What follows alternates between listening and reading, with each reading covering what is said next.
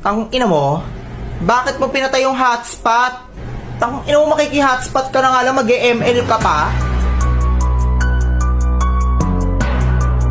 Tapos magbi-video call pa yan sa jowa niya, nasa kabilang classroom lang naman, tapos ang gamit data ko. Balik mo yung hotspot. Ima-my day ko lang yung win streak ko. Binuhat ka na nga lang, ima-my day mo pa. Pa-expired na yung load niya, ayaw pa niya pagamit. Paano niya pa nalamang pa-expired na yung load niya? 5 days lang naman yung 90 pesos na promo, diba? 5 days na ako nakakonect sa kanya, kaya alam ko. Ina mo, pag uwi ko, iba-block talaga kita. Ay, kahit ngayon mo na ako i-block. Wala ka akong load, paano kita mabablock, bobo? Anong masasabi mo sa away nilang dalawa?